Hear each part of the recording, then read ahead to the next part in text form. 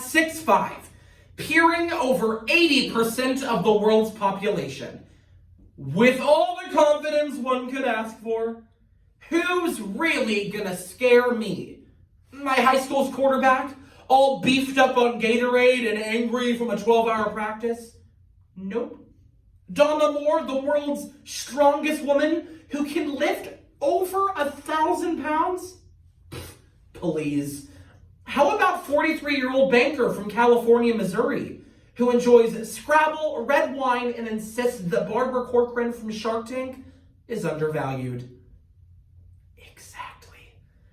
Terry Hudson might seem like your everyday sweet little woman, but she is scary. And she's my mother. So after coming home from a long day, I needed to get something off of my chest. With a pit in my stomach, tears in my eyes, I finally told my mom I was gay. Now, the only way I can describe this is if you and a band of gorillas were locked in a porta potty together, and the only way you could escape is if you yelled, "Pancakes for dinner," in French.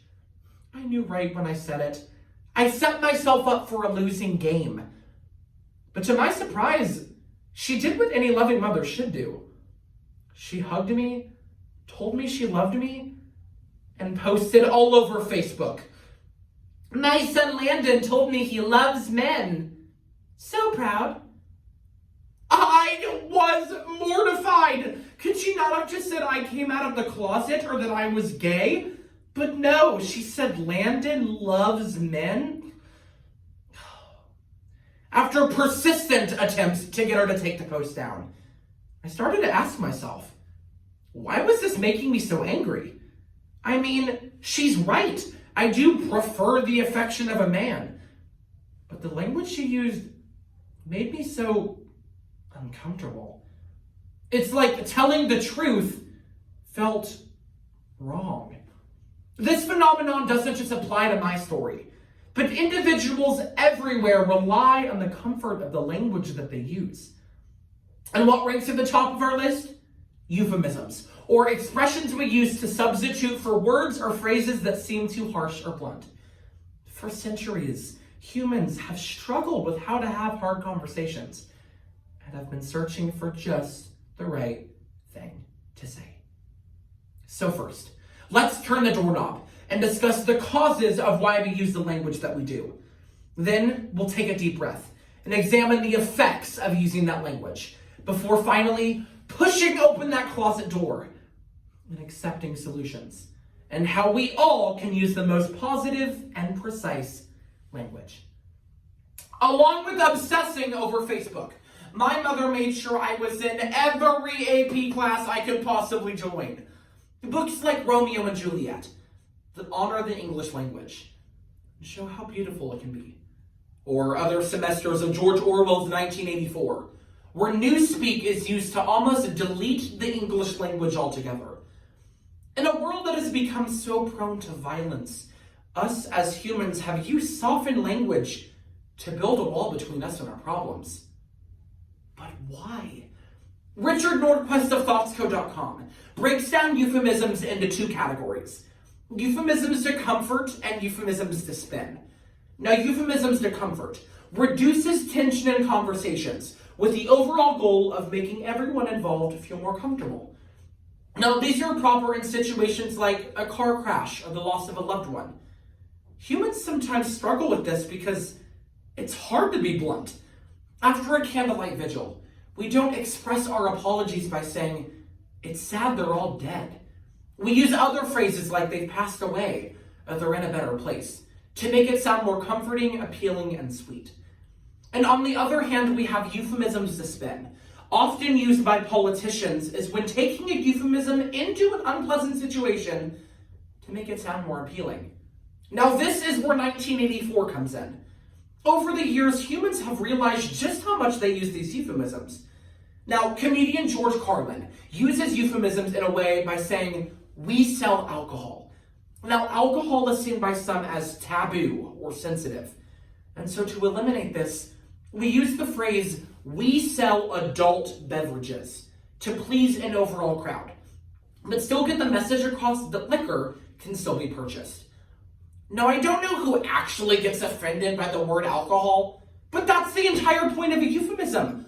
We don't need them. They just help move along conversations without having to say it. There are two types of people.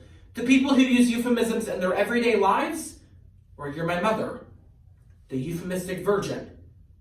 Whether you use euphemisms religiously, or you don't use them at all, they affect everyone, and that isn't always a bonus. Now, I hope my mother's listening when I say this. As we grow older, the language we use becomes vitally important. When we apply for jobs, present to coworkers, or even just go and get our groceries at the supermarket, we use euphemisms unconsciously. If you say, she's homely, when you really mean, she ugly. This is much more appropriate in situations like at church, or when your daughter brings home her fiance.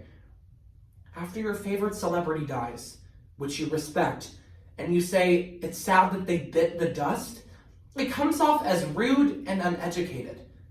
Many famous people have used euphemisms in pretty popular speeches.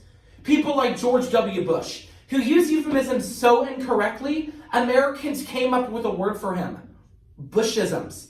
Or your Linda Evangelista, telling the world, I don't diet, I just don't eat as much as I'd like to. I get it. I'm sorry if you've ever bought into a euphemism.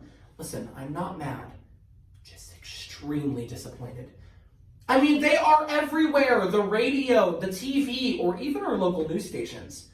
Now, speaking of the news, something we've seen quite recently is politicians using the phrase alternative facts, which basically means if you're good at making something up, throw a euphemism in front of it, and somehow it'll make sense. These facts are being used as a weapon. For example, if you say, the sky is red, and your source, alternative facts.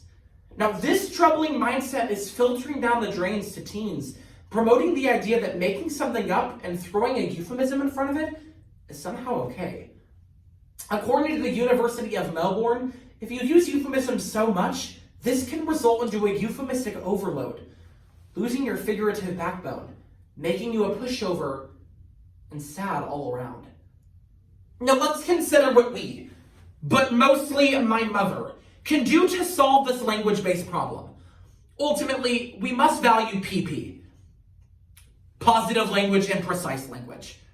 First, we have to start using more positive language, people. I mean, the words we use are extremely powerful and can dictate how others view themselves and the world. We have to be cautious about what words we let slip out and be wary of being too harmful in everyday conversations.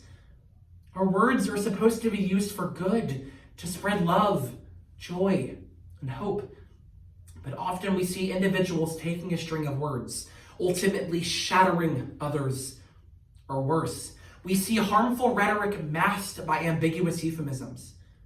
Secondly, we have to start consciously using precise language. I mean, for once and for all, let's just say what needs to be said. I mean, why do you sugarcoat things? Why do you add unneeded ambiguity?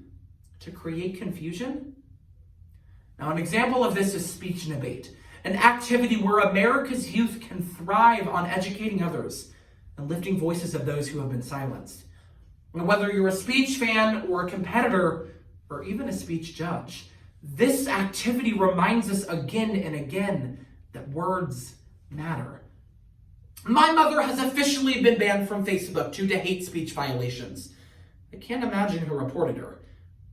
First, we looked at the causes of why we use the language that we do. Secondly, we examined the effects of using that language, before finally offering two simple solutions and how we can be okay with language from here on out.